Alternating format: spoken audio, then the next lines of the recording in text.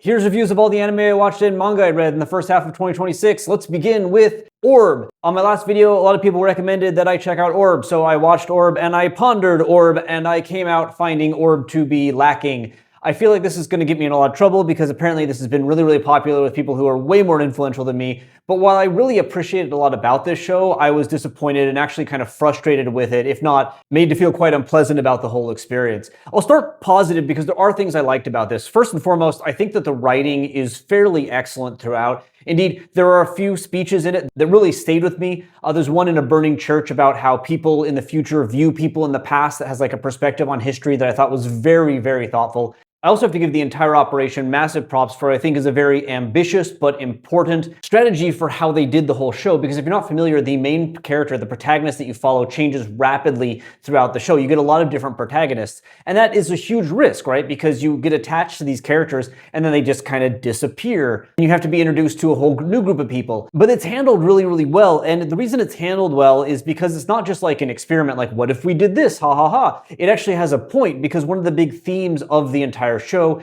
is that scientific development, the development of human knowledge, is not like just one person. It's not a grand man theory or anything like that, but it's a bunch of people building on the work of other people. And so because that theme is actually being manifested in the way the story is told, it works really effectively, and I thought that was really good. Unfortunately, my praise kind of just stops there, as the rest of it kind of just fell flat for me. And I think it relates to the anime itself rather than the manga, although I haven't read the manga. I will say there are two plot points that I thought were just stupid. Try to say these without spoilers. One is that if you have to run away from your hometown for some reason, you'd absolutely send at least some kind of contact to your family to let them know that you're alive. And the second is, like, you cannot tattoo people's heads like that. When that plot point came up, when they were hinting at it, I thought it was going to be like a Fahrenheit 451 thing where they like memorize a page and then they get some food. But no, come on. Absolutely ridiculous, terrible plot point. But I can forgive like a few bad plot points. More importantly, the show is just so boring to watch. This has some of the worst animation I've seen in a long time. The fidelity of the mouth to the sound makes South Park Season 1 look good. And everything is like shot, reverse shot of these faces talking, and then they shoot to another face as close up as possible so they don't have to animate anything in the background. And because one of the themes is like people connecting and communicating, it ruins it, especially because the dialogue isn't performed as like dialogue. It's a bunch of monologues where some people go, huh, or oh, but, and then the other person keeps monologuing. And I don't know if that's a script issue from the manga or how it's just presented in the anime, but everyone felt like they weren't actually talking to each other at all. And because the animation is so lazy and everything looks so cheap, like, everything feels unlived in. They'll be in a square in like a big city and there'll be just no one there. There's no birds chirping in the background, like nothing has good sound in it. The entire world feels unlived in, even if they go to a busy bar. Except, and here's my biggest problem with the show, when somebody is getting tortured or stabbed. I have no problem with gore and violence, etc. like that. Just this year I saw Obsession and I thought it was fantastic. One of my favorite movies from last year was The Substance. My favorite film of all time in any genre is probably John Carpenter's The Thing. But the gore and the violence in this show feels so incredibly cynical and almost exploitative. When I see gore in this show, I felt the same way when I saw like feet in a Quentin Tarantino film. The show opens with a huge amount of violence and then it just kind of dies off. And then every once in a while they're like, oh wait, they're gonna get bored, put some more violence on the screen. And it's so cynical to open up with this. And for some reason, whenever someone gets tortured, whenever someone gets murdered, the budget comes up and they find money to animate things. Walking through a town square that should be busy, no background characters, nothing. A woman getting her tooth ripped out of her face. All right, now we have budget for extra animation. We've got budget for background noise. We got to have her screams echoing everywhere. We got to have like the spray of blood so you see every drop. It's really awful. And to me, the entire time I was getting the vibe that the people making this just had no confidence in it. And so they're like, okay, just take all the money we have, put it into these scenes that people will talk about, and then just everything else into the trash. And it's very interesting because I was watching Avatar: The Last Airbender at the same time. I'd never seen it. My kid wanted to watch it. I heard good things about it. And the contrast was so stark because I didn't know that Avatar, especially season 1, was so low budget because I only knew about it as like a famous thing. But while Avatar season 1 looks bad, it doesn't matter because the badness is more or less consistent. It's just that's the budget. And when people are talking, you see interesting poses, they move the camera around, and yeah, they spend a bit more money on the action scenes because action's like part of the show. But all in all, it's a good distribution of money to make sure that everything kind of flows together. Here, the contrast is so painfully stark. Again, I've never read this manga and I'm not going to, but I feel like if you gave this to someone else, it could have been so much better, and that's where the frustration came in. And this all maybe could have been forgiven if the show landed its finale, but the ending drops the ball so hard. Like, they do this thing where they reintroduce a character you thought was gone, but it turns out he's like bad now and he does bad stuff. It's very confusing, but I think what they were going for is the idea that like the character we knew before and this character happen to have the same name, and they both happen to get killed by the state, and they both happen to have a belief in heliocentrism. So from the historical perspective, they get like combined into a single entity and their individuality gets lost, but it's done in such a ham-fisted and terrible way. It doesn't really make sense. And then the very ending, we've been given a new character, which is such a risk right before the end. And we've known him for like 2 or 3 episodes. And then he decides to go to university and the show ends like a 1980s boner film where they just like list things that happen with literal text. And like, he went to university and then he became a teacher. And then he was giving a lecture once, and you know who was at that lecture? Copernicus. And then it just ends. I saw a lot of potential in this, but it was really disappointing. And ultimately I didn't enjoy it. That's not the worst thing I watched, though, because that would go to BEASTARS Season 3.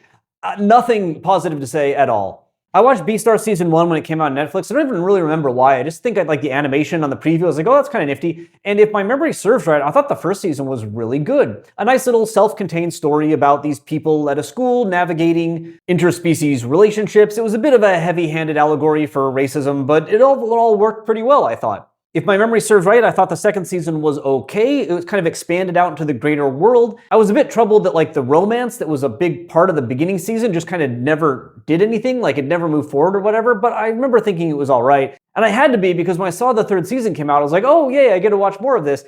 And man, just complete waste of my time. I heard that a lot of changes were made between the manga and the anime, so I'm not really sure who's to blame here, but to me it really felt like a case of a really small story that tried to expand out into a greater world and just didn't have the proper world building for that. Like in the third season especially, the show just cannot decide whether or not animals can live together. Like, you'd think the basic idea of like animals spending time in the same society is already established, because in the first season we had a school where all the animals spend time with each other, but now it's like not. And the one interesting idea of like, okay, can a wolf and a rabbit, like a predator and a prey, actually fall in love with each other and have kids? Like, are we as different as we think we are? That doesn't really get resolved. Instead, it's like this detective show at the beginning. And one of the characters meets the B-star, and he's like a BoJack Horseman, but with even more problems. And they do all this stuff to like track down this guy who's murdering people and somehow gets a energy drink that makes predators eat things like out on the mass market. Do they not have an FDA in this society? Or even if they did, like, wouldn't they just pull it? But anyway, it's all this cloak and dagger stuff, and then it adds up to nothing because the show ends, and spoilers here because you just don't watch it, it just ends with a fist fight. Like, they just punch each other. And meanwhile, you've had a whole season where the romance between the wolf and the rabbit isn't really developed at all. And there's all these like mini stories that don't matter. Like a lion learns how to take care of a baby chicken. That sounds interesting, right? Well, it doesn't matter. Nothing comes of it. There's a dog who's sad. Boy, I wonder how we're going to recover from that. We're not going to learn anything from it. The characters that we followed from season 1 that have a play group are going to put together a play where the predator plays the prey character and the prey character plays the predator character. That was a tongue twister. That's like my 5th take on that. That's a nifty theme. Are we going to see it? No. No, we're not. Instead, we're going to have a fist fight with ham-fisted allegories where like the leader of a woman gang literally jumps on our wolf character and it's like, I'm mad because I've experienced sexism. And then he goes, oh yeah? Well, I understand because I have experienced speciesism. And she goes, oh my gosh, we have so much in common. I've never thought about that. And then they make up, kinda, sort of. And the deer friend was gonna fight with the wolf, but he didn't. He just gave a speech, and the speech made a villain who's a lion angry, and the angry lion goes Super Saiyan, and then he gets kicked, and then it's over. And then we have, just like with Orb, montage with a bunch of text was like, the play went good. The wolf character, the female wolf character that you've been following for 3 seasons that's in love with the deer, that interesting theme, yeah, no, she just goes away. The bad guy, something happens to him. It's just an absolute mess. And like, since everything gets bigger, this black market where the predators go to eat meat and stuff is expanding to the point where there has to be like some kind of genocide happening that no one's paying attention to. They can't get that much meat. I don't have a single positive thing to say about it. Except that it actually made me appreciate like stuff like BoJack Horseman, Zootopia, even Goat, which is a recent movie I saw with my kid that I didn't think was that great. The amount of effort that was placed in those movies into making these worlds feel like lived in, like a place where all these different animals get together and have to like share the same spaces, feels so much better. Whereas in here, you barely get like, oh yeah, this place has like a ladder and that's it for the short animals. The whole thing was ridiculous and a waste of time and I didn't enjoy it at all. This show was sold to me as a kind of heavy-handed allegory for racism being bad that was focused on romance, and it failed to actually focus on romance, with the heavy-handed allegory part becoming so heavy-handed that it failed to say anything interesting at all. I don't like to just complain, so let's move into some positive things, because I also saw Ruri Rocks, which people recommended because I talked about how much I like Yurukan, and I found this to be quite good. This starts out very different from all the Yashike that I've seen, that instead of having like a main character who doesn't like talking to people or isn't good at talking to people, our main character is a huge brat and has to learn how to be less of a brat. She doesn't have the money to buy crystals, so she goes out looking for crystals and ends up meeting a PhD candidate who is studying geology, and they go adventure places and get crystals and meet other people and make a little group that goes out together. The animation in this is really, really good. The characters are fine, nothing to speak about, but the backgrounds, the water, the way that they just use light and stuff is gorgeous. The outdoor scenes look amazing throughout. It is the most educational Iyashike I've ever seen. And in a kind of fun, edutainment way, they actually pause and tell you things about rocks with like a special animation style for the lectures so they don't feel like you're getting lectured to. It's all done in a very natural and interesting way. Someone that works at a university, some of the depictions of grad student life I thought were, but that's fine. I can deal with that. And the characters felt distinct, and it was low stress, and I learned stuff, which is nice. I didn't like it as much as Yurukan, because I prefer their focus on like traveling Japan and also on eating stuff. But if you like rocks, if you like geology, this is a show that I think you'll love. That said, I do have one big critique, and like some people might not care about this at all, but I just have to mention it. The art style in this is way too horny, and it really turned me off of the show. Like the two adult characters are just drawn in this way that's like, oh, come on. And then it's made worse by the fact that the camera will just like zoom in on things. Like in the first episode, they're walking up the mountain and she's got like a bell to, make sure that bears don't come. And you'd think like, how do they show that bell? Well, ass. It's like the rule of thirds, but the entire third is a character's posterior. The fan service is just so high. There's even one episode where they like dress up the main character that works at the university in different clothing, and all of a sudden they found the budget for boob physics. It's just this blatant, painful fan service that makes it difficult to like watch this in public. And I want to say like, at least they don't sexualize the main character who's underage, but she's got a friend that does nothing except walk around the school with cleavage showing. Like, why does she exist? She barely does anything in the entire show. Ultimately, like, I guess this doesn't matter, but it was disappointing. I just don't see why a show about going out and checking out rocks has to also be a show about getting your rocks off. And the Oscar for Best Writing in a Vertical Video goes to Wes Robertson. Thank you so much. I just really want to say that I deserve this. A show that I'm more mediocre on is Demons from the Shadow Realm. I don't know which Hot Topic manager came up with that translation because a Tsugai is not a demon, it's just a pair. But this is a show that my wife started watching because she really liked the manga, and I decided to watch it with her, and it's okay. Starting with the positives again, the first episode is fantastic. Like, that is a great way to get people into the show, and I don't want to spoil it, but the whole setting is really enjoyable, and it's like, oh, this is something kind of unique and kind of fresh. I wish they took the fish out of the water kind of thing that they developed there and slammed it a bit harder in the later episodes, but yeah, look, I was sat, as you kids say. The demons or whatever, the pairs of them, they're all really clever. The designs are really cool. Every time like somebody comes up, I'm always like, ooh, what's theirs gonna be? That's really fun. And the main protagonist just being like a likable dude goes a long way. He's not like a whiny shonen guy. He's motivated to do good. He's got a strong personality and he's enjoyable. It reminds me of Demon Hunter, which is, I thought, decent, but that was very much elevated for me just on how much of a good person and enjoyable person the main character was, and that echoes here. Unfortunately, the pacing on this is not pleasant for me. There's just a lot of like, every time I get really excited, the show suddenly just monologues a bunch and pulls me back. I remember like yelling at the TV because there's a scene where you find that like you can actually shoot these demons with a gun, which is fine, I have no problem with that. But they show a scene where the guy's got a sniper rifle focused on the thing he's shot twice already. And I'm just like, take the shot. And then he doesn't. They monologue for 5 minutes. Everyone doesn't move and they monologue for 5 minutes. And then the fight starts again. And once that happens, they flash back to the guy with the sniper rifle. And he's like, oh, I can't get a shot. And it's like, yeah, of course you can't. You just sat there for 5 minutes. And then later, they introduce Sokka from Avatar: The Last Airbender, and he's like, oh, I went and got these two demons, and this is how. And they just talk. They don't show you. It's just like talking. It doesn't matter if it's not depicted in the manga or whatever. If you're gonna spend that much time on it, like show, don't just tell. And there's just so much of this like, oh, that's really cool. Oh, that's really cool. Oh, this is boring. Oh, that's really cool. This is boring. The back and forth that I don't actually like really like it, but I don't hate it either. My wife, who has read up until the current manga, said that it gets like really exciting, but I'm kind of waiting for that to happen. So all in all, I don't know, it's okay.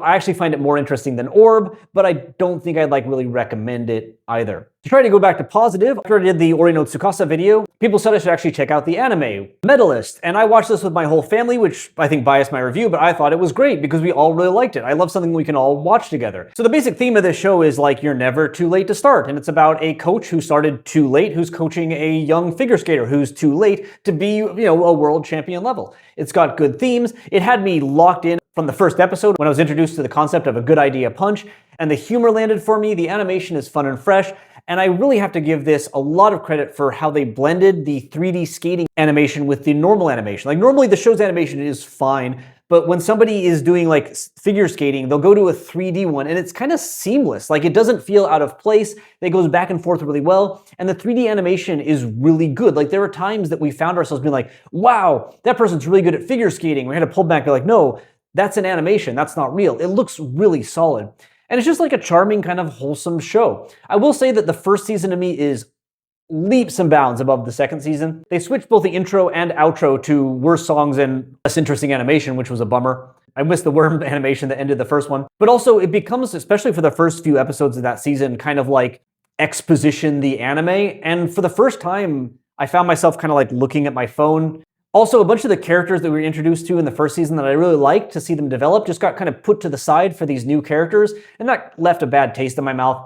I still enjoyed it, but the first season was, to me, like excellent, extremely good, and the second season was a bit like, it's okay. Still, definitely glad I watched it, and I'm excited to keep watching it because it is kind of a family-friendly thing that adults can enjoy and kids can enjoy too, with good messages, fun animation, and, charming characters. I've also been watching Hat Goatlier, but I've already talked about the manga of that, and I really like the manga, so I don't have much else to say, except that I'm really glad to see the manga get an adaptation that is really good. It's impossible to take the level of kind of art and the depictions that are in the manga and turn it into like an anime that does that exactly, but they did a really good job here. Some of the episodes are just gorgeous. At least everything is interesting to watch, and it feels like a lot of heart and a lot of love has been put into turning this into, I think, about as good of an anime as you could have gotten. So I'm delighted to see it get this adaptation, even if I don't think the adaptation fully lives up to what the manga has. I will say though, and I don't know, if you're Japanese and you're watching this, I'd actually love to have your opinion, because I do have one problem with the anime, and that's like all the character voices are different from how I imagined them in my head when I was reading the manga, especially Richie. Agato is the only one that kind of gets close, and I actually feel like the English voice acting is kind of closer to the vibe I imagine of the characters. There's a term for this, by the way, in Japanese otaku slang, which is kaishaku chigai. I don't know, maybe it's just me, maybe I'm just weird, but I don't think that Keith Lee and the four girls should sound like that. I think it's just kind of generic, and it's not bad, but it's not really what I wanted.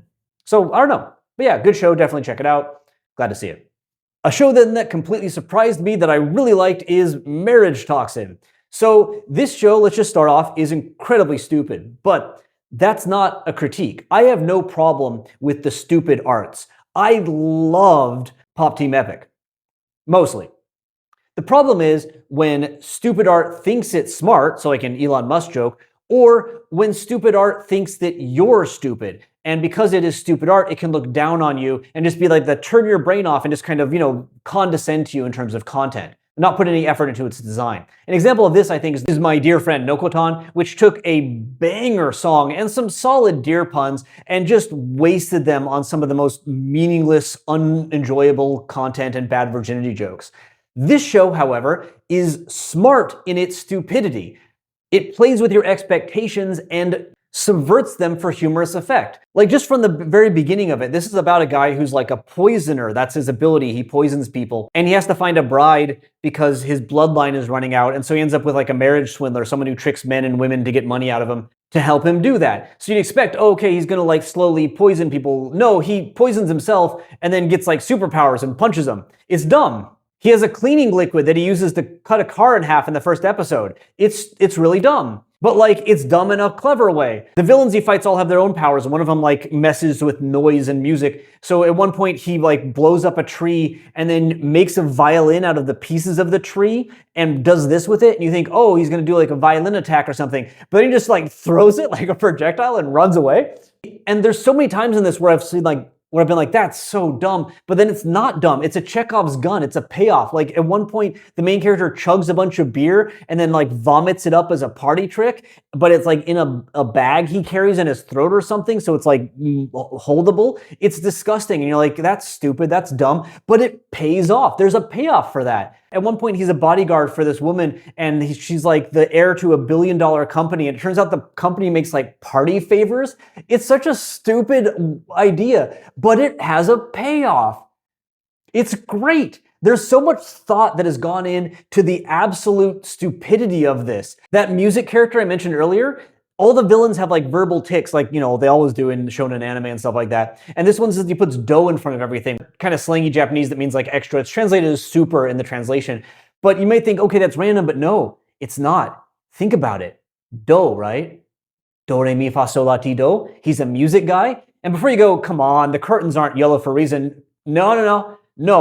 I think this is intentional because later we meet a villain who is interested in like mixing blood, and his language use, his quirk, is that he mixes a lot of really blatant and uncommon English borrowings into his Japanese. There's so much thought behind the idiocy of this. It's great. It doesn't treat you as stupid, it treats itself as stupid and asks you to embrace that. But it's not all stupid either because there is theme to it, there is heart to it. So one of the main plot points is he goes in and he tries to like save these women or help these women because he's looking for the marriage partner, right? But this isn't a harem anime thing. This is like, have you seen the horror movie Audition? It's the opposite of Audition because he goes out and helps these women, but then he doesn't be like, okay, date me now. He just says like, he just enjoys making these new relationships with people and getting to know them and become friends with them.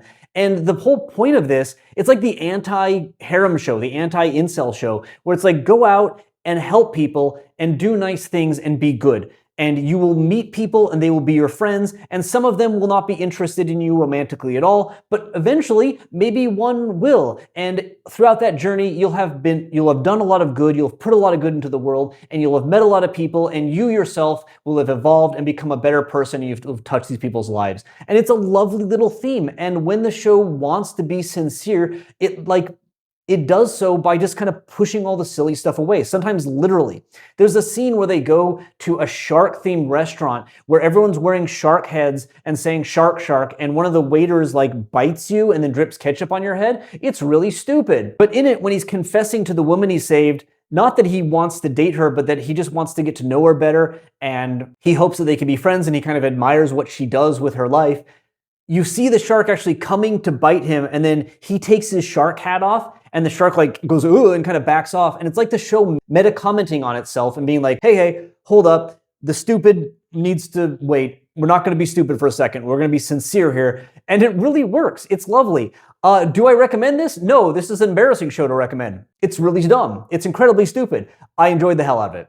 It's not a masterpiece, but it is really good. And then finally, I also watched Smoking Behind the Supermarket with You, and this unfortunately was not great for me. Like, honestly, just from the premise, selling me on like a 40-year-old guy and a 26-year-old woman's possible relationship is not really I found the whole thing kind of contrived. Like, it's very clear that he works really, really late hours and doesn't have consistent leaving time, and the idea that he would get off work and then the lady would also get off work at the same time where they could keep meeting up like this behind the supermarket is bizarre. And I didn't feel like the show had anything to say about these characters or about anything besides, hey, look, they're good people. Maybe they should be in a relationship. You should cheer for them. Maybe the manga's better, but I think the anime also did a huge disservice here in doing this in like mini-sodes. They're about 12 minutes long, and the intro and the outro song are both over a minute. So like you're getting barely 9 minutes of content, and the stories don't really connect to each other that much. I will say that this character, the voice actor for them is doing amazing. They're just chewing scenery the whole time, chewing microphone the whole time. And every time they were on, it's like, ooh, more of them. I want to hear them talk. But the show as a whole didn't do very much for me. This actually leads in, though, to manga because I read 2 manga that have similar themes. The manga that I really love right now don't have any new versions out, so I decided to actually challenge myself and read a bunch of manga that I normally wouldn't read. So I looked up recommendations for like quote-unquote women's manga or whatever, and one of them that came up was Hostoto Shachiku, the host and the corporate slave. And this is another like odd couple meet in a weird location and better each other's lives or whatever, but this one worked for me so much more because the basic premise makes more sense. One guy's going to work, one guy's coming home from work, and they both end up getting a meal at a gyudon store before they go to work / go to sleep. And it's a lighthearted, charming, very funny story about their relationship and how they actually kind of better each other. And yeah, I guess you do have like a 40-year-old and a 20-year-old again, but basically they through talking about things, and then actually what I really like about this is they go back to their workplace and like enact the things there, or that they learn things in their workplace and then come back and talk about them, and they just end up becoming better people through helping each other, talking with each other, and just being really good friends. It's a very positive depiction of kind of masculinity and friendship presented in a pretty delightful way. I mean, I was sold on this when I got to think like the 2nd or 3rd chapter. It turns out that the woman who works at the restaurant actually is a fujoshi, and she's shipping the 2 characters in her head. Every chapter with her is very, very funny. But yeah, look, this isn't a very deep story at all. Like, you'd think that a manga with that title would have something to say about like hosts, or something to say about like salaryman, especially using like shachiku, right, as a word instead of anything else. But it kind of doesn't. It is kind of an empty calorie manga, but like, you know, everyone can enjoy a donut here and there, and I quite liked it. I also then read See You at the Food Court Tomorrow, which was in between the two. Actually, in terms of, I think, the naturalness of the writing, this was the best. I thought the dialogue here was incredibly well written. This is, again, the same idea of like an odd couple. Here it's a kind of nerdy, misanthropic girl and a gyaru who is actually very studious. And they talk to each other in the food court and get to know each other, and it's pretty funny, pretty well written, and pretty short. I enjoyed it, but I didn't love it. And I think the reason is, for all of these, I have this kind of problem where the 2 things I would really expect from any sort of odd couple kind of show, manga, whatever, is that 1, it has something to say about the 2 characters. Like, when you only have 2 characters, why are they the characters they are? Why did you choose a host and a shachiku? Why did you choose a gyaru and a kind of nerdy girl? Why did you choose a salaryman and a woman who works at the grocery store? And secondly, I'd like to know why those characters became who they are. Host does this the best. We do learn why the host became a host and why the shachiku became a corporate person and why they continue to do that. But again, my critique of that entire manga is, as of yet, it doesn't have much to say about those 2 professions. Like, why did the author choose those 2? If it's just because they're different, well, that's not a good enough reason for me. With Food Court, I also kind of have that problem. Like, why are they a nerd and a gyaru? What do you have to say about those 2 things? It's not really anything. Indeed, why is the gyaru character a gyaru at all? If you're going to have them be like, oh, she's a gyaru, but she's really good at English and studious, well, why make her a gyaru? Why is there all this like, she's a gyaru, but give me a show about a gyaru who embraces being a gyaru and has a reason for it because you want to say something about being a gyaru. Although I'll give it a soft pass because it does have things to say about being like a woman in high school. And that, of course, is elevated it. But there's like a scene where they talk about like how the gyaru character is like socially ostracized because of her appearance. And so it's like, but then why do you have the appearance? And I don't mean that in just conform and everything will be fine kind of way. I mean, like, let us know why your identity is so important to you that you'll accept this kind of loss from it. You don't seem to have any gyaru friends. You're not part of a gyaru community. What draws you to that? Like give us something so that we can emphasize with why this is important.